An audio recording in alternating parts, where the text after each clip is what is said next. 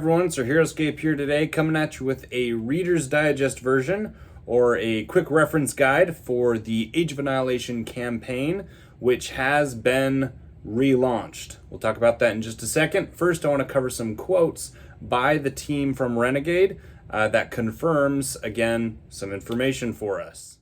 As you can see from Scott G from the Renegade team, we are fully expected to receive from the team everything from the Age of Annihilation launch. Again, that was the figures presented as well as the stretch figures, as Scott has pointed out here.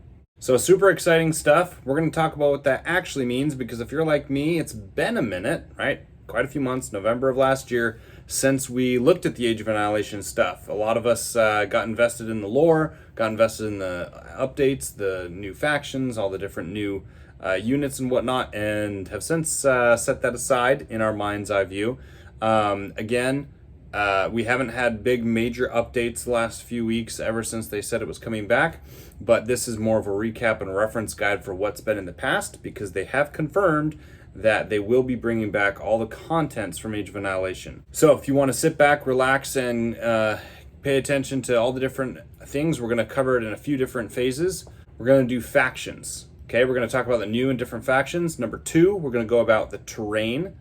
Number 3, we're going to cover generals. Number 4 are going to be any extras. There's a few different things that kind of fall into that category. And number 5, we'll just have a few of the other categories to cover as well. Number 1, the Dryon Lifeborne Order. You'll remember that this faction, as seen here, is full of really cool miniatures. The basic premise of these guys is that they're kind of magi individuals. Specifically, we were told that they don't really work in squads.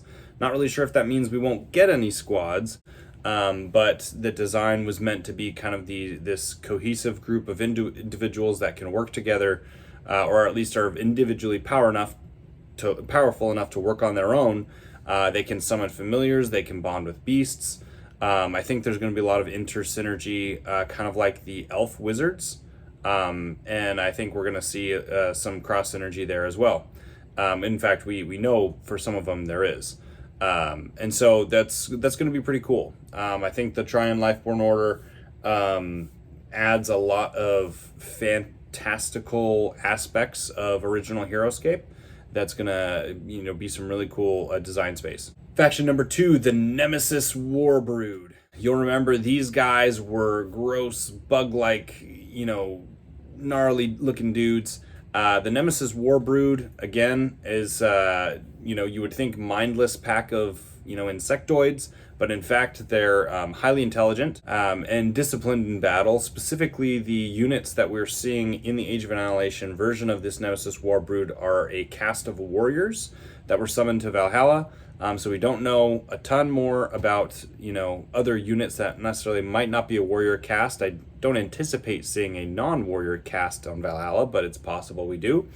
But these guys, again, you'll remember we had the Legionnaires, we had the first 5-man squad as well, and some crazy unit interactions there where you can basically rebirth the old units out of units that you poison or toxic. And so some really cool gameplay aspects of that grouping. Faction number 3, Dawn Raider Syndicate.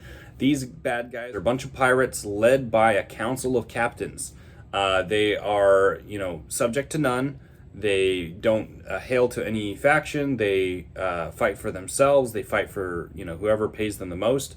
They're highly synergistic between each other, and basically, kind of a hodgepodge of different units from different, skill sets and races that lets you do a number of different cool things.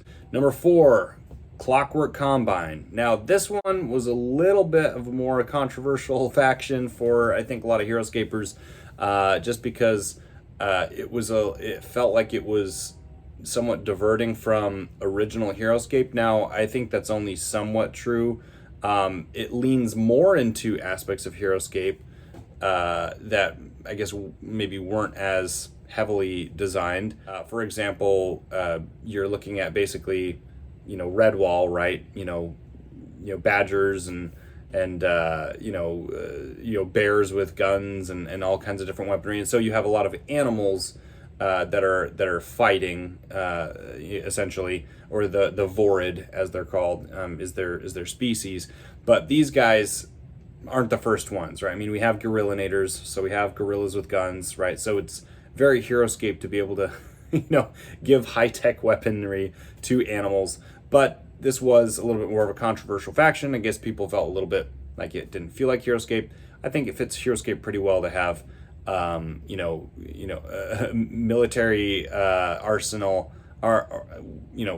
given to creatures and critters. I think that's pretty cool. These guys are basically meant to be scientists, more of a peaceful faction, scientists and scholars, and again, they were more forced into, the art of war, as it were. And so they used their, they're not, typically very big and strong. And so they used a lot of their intelligence and technology and knowledge of science to basically build a bunch of tech. And so you see some really cool technological aspects of this faction, which makes it a little bit more cyberpunky, but still some classic Heroscape feels. Number 5, the Ironclad Collective. These bad guys are gnarly, man. They come out and basically infuse themselves from those that they kill.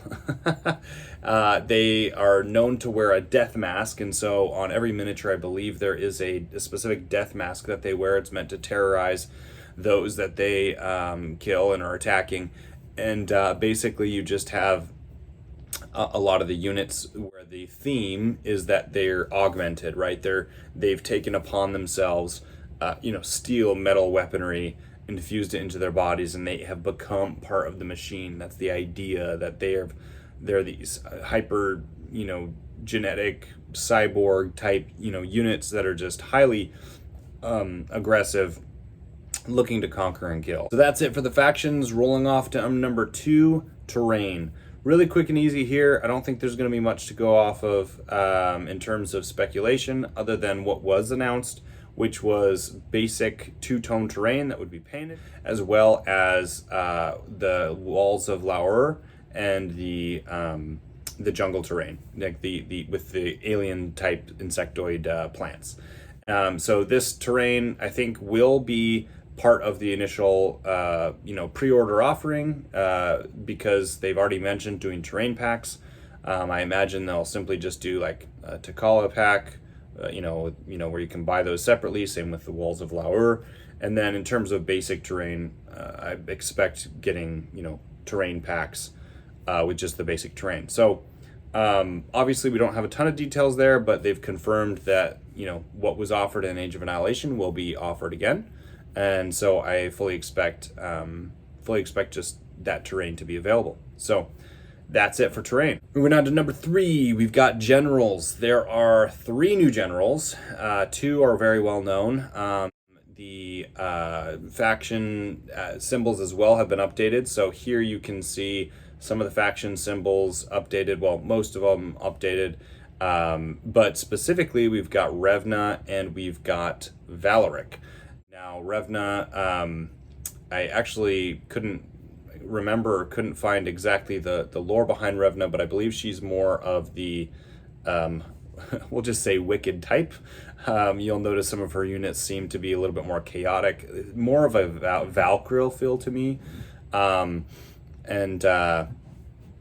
so yeah, it's gonna be fun seeing kind of what type of units she comes up with.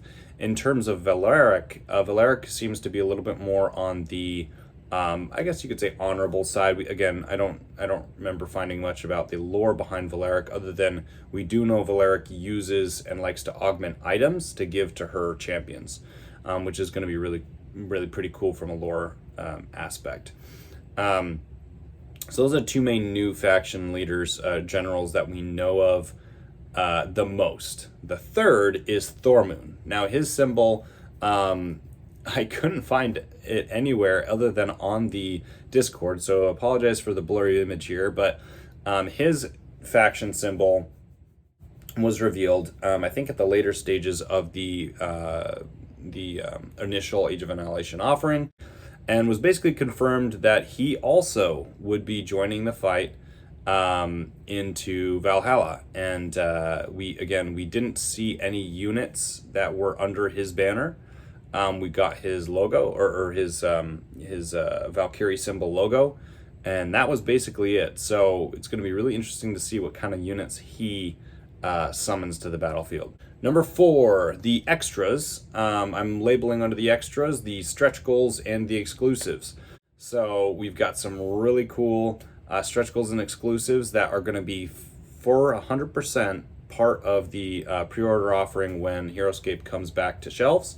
Again, these units initially were, we had to reach a certain goal of crowdfunding before we could release them, and the exclusives were part of every offering that you purchased. All of these will be available. They're not hiding these from anyone. Again, per Scott G on the Discord, he's declared that Sonlin 2.0, the Raylan 2.0, those will exist. Actually, I guess Raylan 3.0. And so those will exist. The exclusives, these are big baddies that are going to be some fun to throw on the battlefield. These will also be available, which is exciting because they can do crazy stuff. All right, in the others section, basically this is just a quick reminder to those out there about the initial offering, the cards. As you can see, the cards will be original Heroscape sizes in the cool Heroscape hex. Now the art will be a little bit different, the symbols will be a little bit different. They're formatting the cards to be able to fit more imagery, but also more text. As you can see, there's just a little bit more formatting that allows for some cool images and cool text there. So the cards themselves, again, are going to be a little bit updated, but the standard Heroscape shape will be maintained. The other thing to mention is that they also did announce, and I think people forgot, that there will be a Heroscape Companion app. Now, this Heroscape Companion app, they didn't give a lot of details onto what's going to be in it, but they confirmed that they were working on a map editor builder software, which, who knows if they're building it based off of Virtualscape or they're just going to build their own. We don't know what the features look like or what that app's going to end up being, but the idea is to make it a one-stop shop, a one thing for everything type of app. So excited to see what that ends up being, but that is and was announced through the Age of Annihilation campaign. I think we can expect that to also be coming down the pipeline as well. Also here in the others section is, I put the new Valkyrie Curie, or just new Curie, right? We've got some really cool new released Curie that we didn't see any cards for, but we just got the art images and miniature renderings. So here we've got some awesome, Curie that are going to be for Revna. We've got Curie who are going to be for Valeric, Utgar, Aquila. Just some awesome Curie to get excited about, because Curie are such a central part of what Heroscape is. So really excited to see how they have designed these Curie to be a part of the battlefield. That's it for me here. I wanted to keep this nice, brief, short, sweet, something that you can go back and refer to, send to your friends, and reference nice and quick, because Heroscape is back, man. And Age of Annihilation was a long campaign. There was a lot of information. There's still information that I didn't cover today that, we can cover later, or you can go back and research and look at. What are the factions? What's the terrain? Generals? Extras, and other type of things to expect as we go along in the next few months. Hope that was helpful and useful to you, the watcher and viewer who haven't had the time to go back and watch my 30 videos on all the different Age of Annihilation information. Again, majority of those updates where they covered a lot of detail and design work that wasn't part of the initial offering. That has not been confirmed. Again, a lot of that was just design work that they were kind of teasing for future releases. Still get excited about all the other stuff that they have design work for, because that's still on the table. But be assured that what we know was in Age of Annihilation is going to be on store shelves again. So I will keep you updated as I hear new things. Other than that, thank you guys for watching, and we'll see you guys next time.